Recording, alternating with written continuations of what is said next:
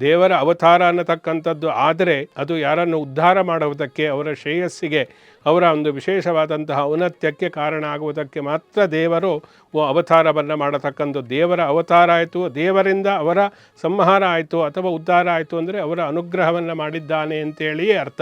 ಆದ್ದರಿಂದ ಬಲಿಯನ್ನು ಪಾತಾಳಕ್ಕೆ ಕೇವಲ ತಳ್ಳಿದ್ದಲ್ಲ, ತಾನೇ ಕಾವಲುಗಾರನಾಗಿದ್ದಾನೆ. ಭವಿಷ್ಯೇಂದ್ರ ಅಂತೇಳಿ ಹೇಳ್ತೇವೆ. ಭವಿಷ್ಯದಲ್ಲಿ ಅವನಿಗೆ ಇಂದ್ರನು ಮುಂದೆ ಬರತಕ್ಕಂತಹ ಇಂದ್ರ ಪದವಿಯನ್ನು ಈಗಲೇ ಅವನಿಗೆ ಅಡ್ವಾನ್ಸ್ ಆಗಿ ಅನುಗ್ರಹವನ್ನು ಮಾಡಿಬಿಟ್ಟಿದ್ದಾನೆ ಮಹಾವಿಷ್ಣು.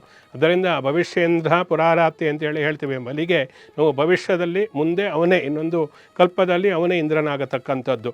ಹನುಮಂತನು ಹೇಗೆ ಸ್ಥಾನವನ್ನು ಬ್ರಹ್ಮತ್ವವನ್ನು ನೆಕ್ಸ್ಟ್ ಇನ್ನೊಂದು ಬ್ರಹ್ಮ ಹನುಮಂತ ಅಂತ ನಾವು ಹೇಗೆ ಹೇಳ್ತೀವೋ ಅದೇ ರೀತಿ ಭವಿಷ್ಯದ ಇಂದ್ರ ಅಂದರೆ ಬಲಿ.